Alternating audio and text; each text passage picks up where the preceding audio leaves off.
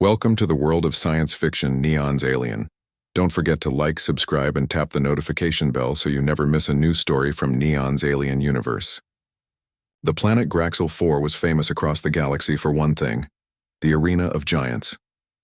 Here, the strongest alien warriors came to fight, huge beasts with steel skin, four-armed brutes with laser hammers, fire-breathing reptiles who had never lost. A battle. Crowds from every star system came to watch blood spill on the stone floor. No rules, no mercy, only one goal: survive. On this day, the arena was louder than ever. More than 100,000 aliens filled the seats. Drums pounded, flags waved, metal roared, because today a special match had been announced. Human versus the best warriors of the galaxy. The audience was laughing before it began. Humans were considered the weakest race. Too small, too soft, too emotional. They had no claws, no thick armor, no built-in weapons. So when the announcer shouted, "Today we welcome a human challenger," the crowd booed and laughed, some even threw food. A tall alien general stepped forward in the center of the arena. He was Commander Shirl, a legend of the war species Grakon, covered in bone armor, voice deep like thunder. "We gave humanity a chance to prove itself. They sent this?" He pointed behind him. Everyone turned. A small figure walked slowly out from the metal gate, wearing a gray jacket. No armor, no helmet, just a backpack. The human's name was Jake Carter. He looked around at the massive crowd, then looked up at the giant warriors waiting to crush him. He scratched his head and yawned, then sat down on the ground and opened his backpack. The crowd went wild with laughter. He's unpacking lunch. Maybe he'll throw books at them. Even the camera drones zoomed in to show the strange human items inside. A coil of rope, a mirror, a roll of tape, a small metal box with blinking lights. No weapons, no gadgets, just junk. Commander Zerl growled. "Let the challenge begin." The gates on the other side opened, and 3 alien champions entered. Borvax the Hammerhand, a massive beast with arms like tree trunks. Selen the Skyclaw, a flying creature with talons sharper than blades. Zernak the Melter, a reptile that could spit acid hot enough to melt steel. They surrounded Jake. He didn't move, just pulled out a stick and began drawing something in the dirt. A circle, a line, a few symbols. Borvax laughed. "Are you drawing your grave?" Jake looked up, smiled. "Just planning." Then, without warning, Borvax charged. The crowd roared. Dust flew. But just before he reached Jake, clank! His massive foot slammed into something hidden beneath the dirt. A spike trap, homemade. Borvax screamed as metal stabbed into his leg. He fell hard. The ground shook. Selen dove from the air, screeching. Jake calmly pulled out the small mirror, ear. Selen flew close. Sunlight flashed off the mirror, straight into her eyes. She screamed, lost control, and smashed into the arena wall. Unconscious. Zernak snarled, spitting acid toward the human. Jake rolled aside, pulled out a spray can from his backpack. A quick blast of foam hit the acid midair, neutralizing it instantly. Zernak blinked. "What is that?" Jake shrugged. "Fire extinguisher foam, good for more than just fires." The arena went silent. No one was laughing now. Commander Zerl stood, eyes wide. This must be cheating." Jake stood up, brushing off dirt. "No. I read the rules. You said no weapons. I brought none. Just tools." He tapped his backpack. "You fight with muscle. I fight with my brain." Then he looked up at the crowd. "You called humans weak. You forgot that we don't. Fight fair. We fight smart." The crowd was silent. Then one small alien child clapped. Another joined. Soon the entire arena stood in stunned applause, not for a brutal warrior, but for the clever human with a backpack. And Jake? He just smiled and pulled out a protein, because for him it was just another day of solving problems. Even after the first round, most aliens still thought it was a joke. Yes, the human had survived. Yes, he had taken down 3 warriors, but many in the crowd believed it was luck. Maybe he got lucky with the mirror. Maybe he studied our moves before. Maybe his backpack is some hidden alien tech. The jokes continued. What's he got in there? Snacks and magic. I bet his secret weapon is a sandwich. The next round would prove them wrong, or so they thought. The arena buzzed as new fighters entered, 4 this time. Stronger, smarter, angrier. These weren't arena showmen. They were military-grade killers. They formed a circle around Jake Carter, who once again stood calmly in the dirt. He stretched his arms, cracked his neck, and then unzipped his backpack again. Same dull-looking gear, same relaxed face. The camera drones zoomed in. The commentators whispered, "What's he thinking?" Jake pulled out a rubber chicken. The entire arena exploded in laughter. Even some of the warriors chuckled. One of them, a tall yellow creature with bone armor, growled, "Is that supposed to scare me?" Jake smiled. "Nope. It's to distract you." Boom. The ground beneath the warrior exploded upward. A pressure mine, buried earlier, launched him into the air like a ragdoll. Before the others could react, Jake yanked out a smoke bomb and threw it at his feet. Thick gray clouds swallowed the arena floor. The alien warriors roared, swinging blindly. One tripped over a rope. Another accidentally hit his own teammate. Chaos. From the mist came Jake's voice. "You guys like fighting with big blades. I like fighting with confusion." When the smoke cleared, 3 warriors lay groaning in the dust. The 4th, an insectoid called Critch, was on his knees, hands raised. He looked straight at Jake. "I surrender." "What are you?" Jake walked up and offered him water. "I'm human, and this is called thinking ahead." Up in the VIP tower, Commander Zerl slammed his fist on the railing. "This isn't how real warriors fight. This is trickery." "But," a council judge replied coldly, "you said no weapons, not no ideas." Back in the preparation room, alien fighters whispered to one another. "He sets traps before the battle even starts. He watches and waits, that's his weapon. That bag, it's a walking war plan." One warrior asked, "What's really in that backpack?" Another replied, voice low, "Answers." Outside, Jake sat on a crate, munching on a protein bar and writing in a small notebook. Nia, the alien journalist from Sector 3X, approached. "Everyone wants to know. How did you know they'd charge?" Jake didn't even look up. "They always charge. Big muscles, loud roars, small patience." He looked at her and smiled. "We humans aren't the strongest, but we've been outnumbered since we invented fire, so we learn to prepare while others pose." Nia blinked. "And the rubber chicken?" Jake chuckled. "That part was just fun." Back in the arena, the scoreboard updated. Jake Carter, human 2 wins, alien. Combined. 0. The galactic crowd was no longer laughing. They were studying him now. And Jake? He zipped up his backpack and stood tall. Next. The next day, the arena was packed again. But the crowd was different now. No more loud laughter. No more lazy insults. This time, there was curiosity. Some brought binoculars to see his hands. Others took notes. They had never seen a warrior like this before because Jake Carter wasn't just a fighter. He was a problem they couldn't solve. The gate creaked open. 5 alien warriors walked out. Their bodies were bigger. Their weapons were sharper. Their armor was smarter. But they all had one thing in common. They thought Jake was still just a joke. He stood alone again, backpack on. No fear on his face, just focus. The crowd held its breath. The first attacker moved, fast, a spider-like creature with glowing blades. It leapt straight at Jake's head, but Jake ducked, rolled, pulled a tiny silver tube from his bag and pressed it to the ground. "What's that?" the commentator asked. Seconds later, "Foosh!" A powerful gust of wind shot from the ground, lifting sand into the air like a mini tornado. The spider warrior flew into the air, legs flailing, and crashed into the wall. Kyo.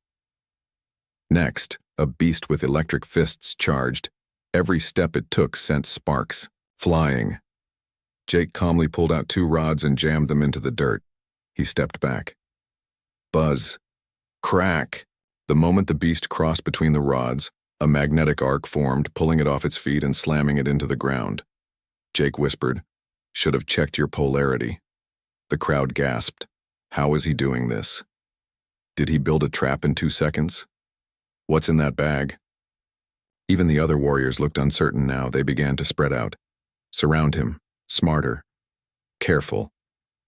Finally, Jake said, "You're learning." But it was too late. He reached into his backpack again. This time he pulled out a balloon. It floated upward, glowing softly. The aliens laughed nervously. Is this another joke? But one alien, a lizard-like scout, watched it carefully. He raised his weapon. Too late. The balloon popped and released dozens of microdrones, tiny, silent, flashing. Each one flew straight to a different warrior and projected holograms of Jake running in all directions. Suddenly, there were 7 Jakes. The warriors panicked. They struck the illusions. They attacked each other. They slipped on tripwires and pressure pads Jake had placed while dodging earlier. It wasn't a fight anymore. It was a puzzle they couldn't solve. Jake picked off the last standing warrior with a burst of chalk powder, blinding him, then calmly tied him up with a cable. Done. Silence fell over the arena. Then, thunderous applause. Alien children cheered. Soldiers stared in disbelief. One old warrior muttered, "He carries no weapon, but defeats all. He is either mad or a genius." From the control room above, Commander Zurl finally spoke. "Enough games. If this human wins one more round, we bring out Torak." His advisors froze. "But Torak is unstoppable." Zurl's eyes narrowed. "Then let's see if even human cleverness can stop what doesn't think, only kills." Down in the arena, Jake sat cross-legged again, sipping water.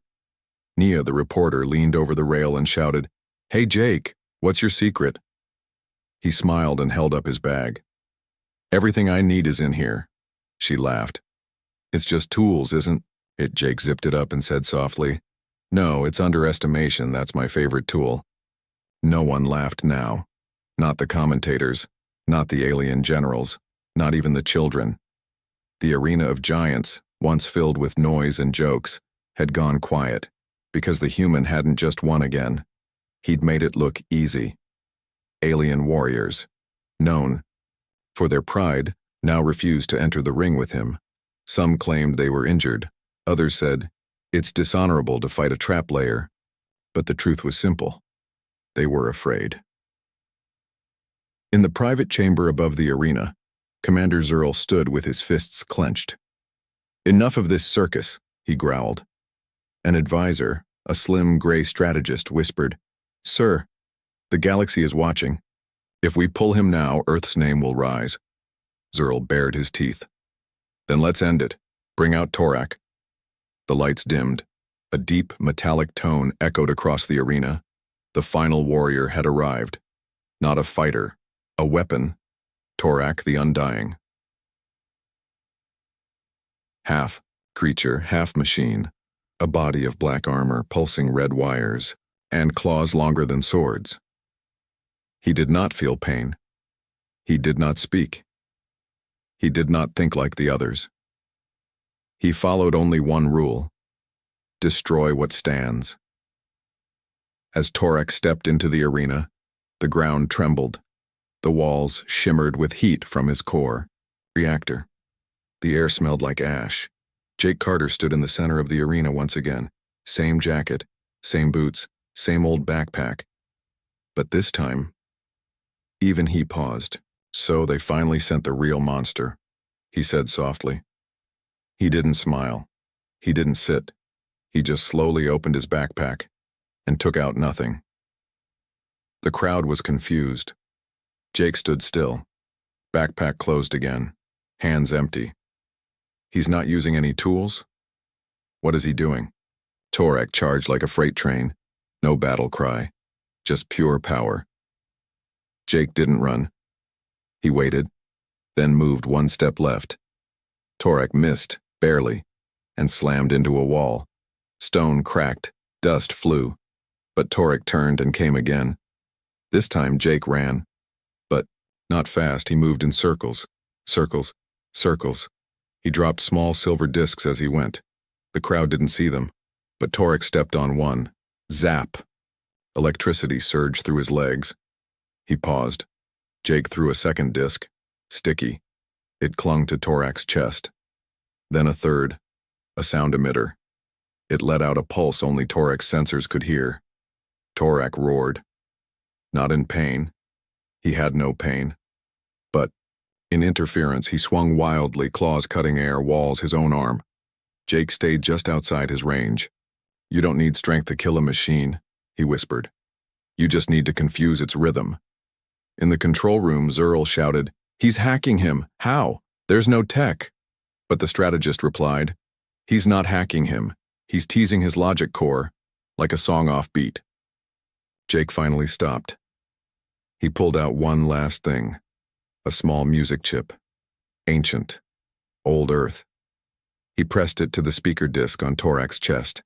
The song began to play. A lullaby. "Go to sleep, little soldier." Torak froze. His systems flickered. Then, for the first time in history, Torak fell. Flat, silent, still. The arena was dead quiet. Every alien stared. One whispered, "He didn't beat him. He put him to sleep." Jake didn't cheer. He didn't wave. He just walked to the center, looked up at the camera drone and said, "Are we still the weak ones?" Then he walked away, leaving behind a sleeping monster and a galaxy full of silence. Torak had never fallen. Not in 100 battles. Not against fire. Not against plasma swords. Not even against full-blown tanks. He didn't bleed. He didn't think. He simply crushed, until today. And now, he lay still, a 10-ton monster defeated by a soft-spoken human with nothing but a backpack and a song. The arena of giants, once loud with war chants, had fallen into silence deeper than space. Even Commander Zurl, the warlord of this world, sat frozen in disbelief. No orders, no reaction, only one thought echoed in every alien mind. If that couldn't stop him, what could? But Jake Carter didn't celebrate. He didn't bow. He didn't smile. He just sat on the edge of the arena wall, legs hanging, backpack beside him. He took out a pen and started writing in a small, beat-up notebook. In the crowd, a young alien boy pulled on his father's sleeve. "Father, will the human fight again?" The father shook his head slowly. "I don't think this is a fight anymore, son. This is a lesson." Inside the council tower above, ambassadors from over 30 species watched the broadcast in silence. The chair of the Galactic Combat Committee finally spoke. "What do we do with him?" A robotic general replied, "We don't challenge him again, we learn from him." Back in the arena, Zurl finally stood. The loudspeakers crackled. "Human Jake Carter, step forward." Jake looked up, tucked his notebook into his backpack, and strolled to the center. No drama, just steps. Zurl's voice dropped low, trying to hold on to authority. "You have humiliated our arena. You've broken tradition." Jake shrugged. "I followed your rules. You said no weapons. I brought none. You said survive, I did." Zurl growled. "You made our warriors look like fools." Jake tilted his head. "No. They did that when they thought muscle was the only thing that wins." The crowd shifted. Some began nodding. Some lowered their heads because deep down, they knew he was right. Zurl's jaw tightened. Then, he removed the war medal from his chest plate. He threw it onto the arena floor. It clattered between them. "Take it. You've earned it." Jake looked at the medal, then picked up a small stone instead. He handed it to Zurl. "Keep your medal. Take this. It's the stone I tripped your champion on. A reminder that what you step on without thinking can be what breaks you." The crowd gasped, and then they stood. All of them. 1,000 voices clapped. A roar that shook the stands. Not for a killer, not for a soldier, but for a thinker, a human. From that day on, the scoreboard above the arena changed forever. The top name now read, Jake Carter, the human with the backpack underneath it. Victory through mind. Alien schools. Studied his methods. Generals watched replays in slow motion. And new warriors began to carry bags, not swords. Back on Earth, Jake returned to a quiet room. He hung his backpack on the wall. Above it, he wrote, "The arena never needed more weapons. It needed better questions. And somewhere, deep in the galaxy, a new challenger prepared to fight." But this time, he didn't pack a blade. He packed a notebook. The council chamber on Station Ardent had not seen this much tension in years. Built in the core of a dead star, it was where galactic laws were debated, alliances formed, and wars ended. But today, there was no talk of war. Only one name echoed through the room: Jake Carter. 33 alien delegates sat in a circle. Some wore robes, some wore armor, some just blinked in silence, their minds racing. At the center hovered a projection, the video of Jake in the arena of giants. They watched again, and again. Every trap, every trick, every tool. No one could explain how a human with no official rank, no military, no weapons had done what entire fleets couldn't. High Speaker Zovan of the Varn Council was the first to speak. His voice was cold and sharp. "Is this man a weapon?" The Krogan general beside him snorted. "No, he's worse. He's a blueprint." Across the table, the insectoid scholar Chris 7X tapped a metal claw on the table. He didn't just defeat warriors. He exposed flaws. Not just theirs, but ours. A silent shiver passed around the chamber, because it was true. Then came the real shock. A soft voice, translated from human language, echoed from the main console. It was Jake, a live message. He had been listening. His voice was calm, clear, human. "You asked if I'm a weapon? No, I'm a mirror. You trained your warriors to hit harder, run faster, roar louder. But you never taught them to stop and ask, what if I'm wrong?" The room was dead quiet. Jake continued. "My backpack had no secrets. Everything inside it was made, with basic tools. Some bought from tourist markets, others built by hand. Your people lost because they never thought they could." Delegate Vree of the Zyrex Empire stood. "Why reveal this now? Why not keep your methods hidden?" Jake replied, "Because I don't need to hide them. The real weapon wasn't in the bag. It was in your expectations. You lost to an idea, and now you're afraid of every other human with a backpack." Murmurs spread, and then a new voice cut through them. It belonged to Archmaster Dular, a legendary strategist of the Kixari. He hadn't spoken in 80 years. Now he did. This man didn't bring us defeat. He brought us a new standard. A battlefield where strength is not about size or speed, but preparation, restraint, and creativity. Dular turned to the rest of the council. "If your armies can't adapt to a mind like his, then they are not armies. They are old songs, played too long." Later, behind closed doors, several delegates argued. What if humans send more like him? We should limit their entry into elite combat zones. We should classify Earth's training as a threat. But deep down they all knew. The galaxy had already changed, and Jake hadn't asked for a seat at the table. He'd walked into the most violent place in the universe and made them question how they sit at all. Back on Earth, Jake sat in a quiet cafe. A few reporters gathered outside. Some fans waved. He ignored them. Instead, he opened his old notebook, added one more line. "They're asking questions now. That's enough." He looked at his backpack on the floor beside him. Still dusty, still dented, still undefeated. The arena of giants was never used the same way again. After Jake Carter's final match, the seats were cleaned, but the blood was not replaced. The steel was polished, but no new blades were hung, because the galaxy had witnessed something that couldn't be unseen. A human without armor had shattered the myth of strength. Alien children didn't grow up wanting bigger claws anymore. They wanted sharper minds. On planets where humans were once mocked or ignored, now they were watched carefully and respected deeply. Some called it fear, but it wasn't.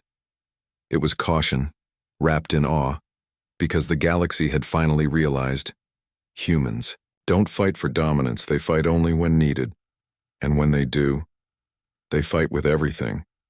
Jake's backpack was placed in a museum on Station Halora Prime. No weapons, just simple tools, a rope, a notebook, a broken mirror, a music chip, a roll of duct tape. There was no sign saying, "Do not touch." Instead, it read, "It's not what's in the bag, it's who's carrying it." In the years that followed, new combat schools opened. They weren't called academies of war. They were called centers of creative conflict.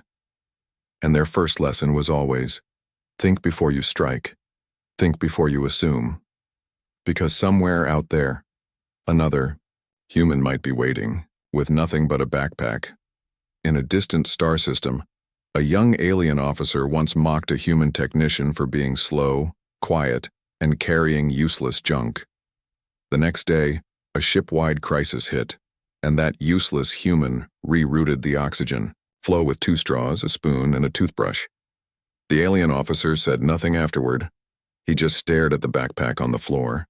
Back on Earth, Jake was offered medals. He declined. He was offered fame. He ignored it. He was even offered to train Earth's next line of warriors. His answer was soft. "I didn't go there to fight. I went there to remind them, we're not what they think we are." One day, a young cadet asked him, "Why didn't you just bring a weapon? Would have been easier." Jake smiled. "They expect weapons." He tapped his temple. "They never expect this." And then he said something that would be quoted for generations. "The moment they stop underestimating us, we'll finally be safe." Back in the arena, a statue was quietly built, not of Jake himself, but of a backpack, small, worn, ordinary. Beneath it, a single phrase was carved in stone, the tool that humbled giants. It wasn't just a victory for Jake, it was a message for every human, every child born on Earth or colony moons. You didn't need to be the strongest. You didn't need to be loud. You didn't need to conquer. You only needed to be clever, calm, and ready. And when the time came, like Jake, you only needed to open your bag and surprise the stars. They mocked humans until one showed up with a backpack. Now, they watch every step, just in case. Another one does it again,